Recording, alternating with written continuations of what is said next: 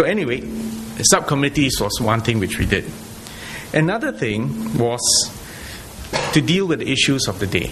Now, we were very clear that because this was 1981 and that the Union Constitution had been amended in 1976, to a large extent, to make sure the Union did not get involved in politics outside campus. And one key element of that constitutional review was the creation of the political association. And in fact, only the political association, and I think that is still correct as of today, has a right to comment on political matters involving the country. The reason for this separation is because the union is supposed to represent all undergraduates. And in those days, as well as in today, you therefore represent a very diverse body. You do not only represent Singapore citizens, but we wanted only Singapore citizens to have a right to speak and participate in political matters. Hence, the political association was created and given, in a sense, a monopoly on political involvement and not the union. I think that situation still continues to today. Other things I remember in that journey was that in 1983 or 84, the government came up with a scheme to provide priority for admission into primary 1 for the children of graduate mothers. This was because at that time it was already clear that university graduates, women, were not getting married, and even if they did get married, they were not having babies. And this was an attempt by the government of the day to incentivize you to get married and have babies, and that your babies were the priority into primary 1. And, I was thinking about that because I managed to dig up my first ever publication in the Straits Times forum page. This was dated 1st February 1984. 1984, there's no internet. And you can't just type a Google search and find your thing. So this required some effort to dig up. But in which I wrote, in my personal capacity, why I felt the scheme was wrong. And, as luck would have it, it got published. And I think my views still haven't changed since then. Obviously, this letter did not change government policy. But the union did take it up. And in fact, I remember at that time being part of a delegation that went to the Ministry of Education to reflect the views of the undergraduates that we felt the scheme was wrong. Now, obviously, in 1984, this is February, so it was probably about April 84, so maybe we met the Ministry of Education. The government was not going to revise or reverse its position. But subsequently, years later, especially when Dr. Tony Tan, our current president, was the Minister for Education, he subsequently convinced Cabinet to reverse it. So I'm just sharing with you that story because it's got relevance to what I'm going to say about politics and the union. The final point I need to say about my recollection of my journey through the union, this is something which my wife insisted I tell you. In 1984, as I said, I was a member of the management committee of the political association. In fact, through that, I was a council member and then elected council chairman. As luck would have it, my wife was in the political association at that time. And she says, therefore the best thing about your involvement in the union was that you met me. So I said, okay, I will tell the students that the most... And she said, yes, isn't that the most important thing in your life? And I have to say, yes, it is the most important thing. So, that's a short summary of my journey through the union. What are the lessons from this? The first lesson I want to share with you is this. If all you have done in your undergraduate days is to study, and you have deprived yourself of an opportunity for full student life.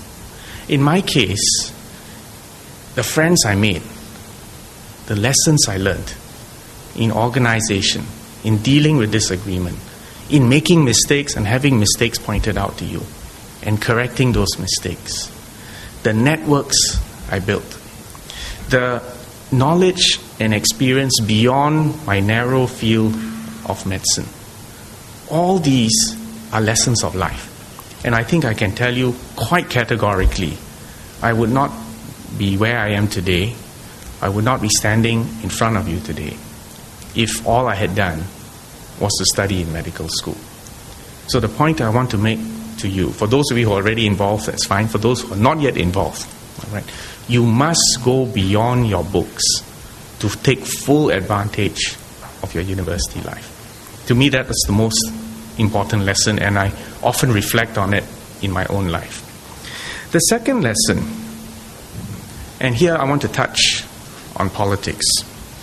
I said already that in fact the union is constituted in such a way so that it will not engage in politics beyond the campus. But the union is responsible for promoting the interests and the welfare of students. Now, if you take a broad definition of the interests and welfare of students, I think you cannot avoid having to deal with this difficult issue of political involvement and activity. And let me share with you just from my perspective. So don't treat this as a government position, but just treat this as a personal perspective. I think it is important for young Singaporeans, which you all are, to be aware of what's happening in society. Whether the government of the day has introduced a scheme like the Graduate Mother Scheme, which you disagree with, or other schemes which you may agree with, or other plans which you may want to improve, I think it is important that you be aware. Second, I believe, as Singapore citizens, and in fact for all the men down here, you're all over 21, and therefore voters, you have a right to think, to express, and to vote.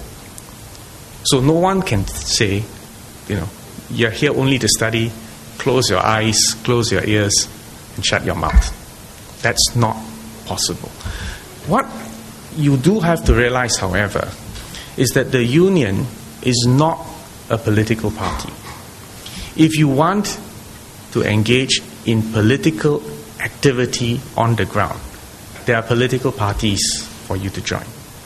The union and the way it is constituted and the way you are elected does not give you an automatic right for the union to take a political position, or worse, a partisan position. And there's actually good reason for that. We want students in the prime of your life, at the time that your ideals are being developed, at the time when you're building networks, at a time when you're making sense of the world. We want you to discover as much as possible. So in other words, we want you to have the freedom to explore politics and its implications with a view to taking on responsibility for the future. But without you having to be burdened, someone's trying to without you having to be burdened with partisan politics.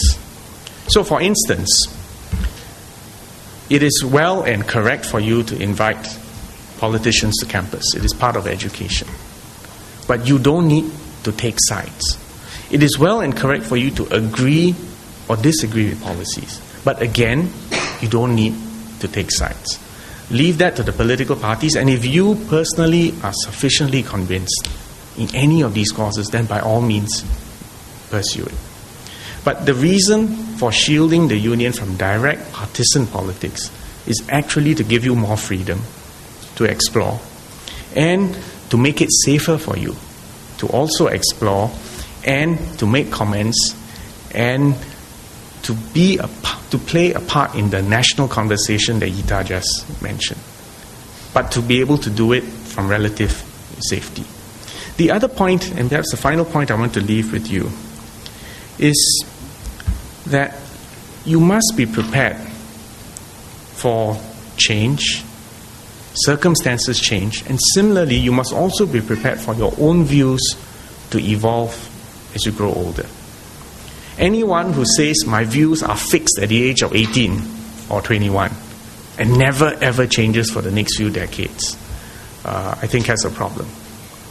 So my final point to you is that you have to keep your eyes and your ears open. You must be prepared to speak with honesty what you feel in your heart and what you think makes sense. But you want to keep your options open.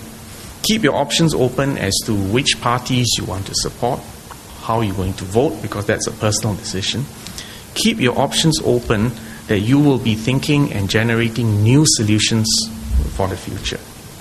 Let me conclude then with what I see as your future. If I look back at 1980 and I spelled out the circumstances of 1980, in the year 2012, you lived in a very, very different world. Today, Singapore is a developed nation. Today, there is no longer that ideological split between communism on one hand and a free market economy on the other hand. That debate was settled when the Berlin Wall came down in 1989.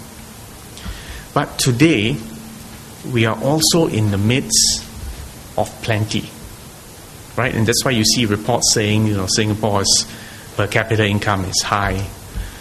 Our intake into universities is high and growing. Our healthcare is amongst the top in the world. So you are in a situation where we are already a developed country, and the challenges facing you in trying to rise even higher will paradoxically be more difficult, because you're already quite high up the mountain. That final ascent up the summit will be steeper. Another issue which you will face is that this is the time, because we have seen the logic of free market capitalism play all the way to its logical conclusion. This is also the time of greater inequality. Now, whether that greater inequality is a natural outcome of a free market, or whether that greater inequality is going to cause greater unfairness for opportunities for the future, is something which your generation will have to resolve. And you will have to decide, how do we keep Singapore viable, open, continuing to be open to new ideas, capable of change and reinventing ourselves, and continuing to be a land of opportunity for everyone. Not just the graduates of NUS or SMU or NTU, but for every single Singaporean. So the point I'm trying to make is that you live actually in a time of revolutionary change. People of my generation, when we were in university, we viewed life in more simple terms. It just looked like an escalator up, just get on the escalator, get there as quickly as possible.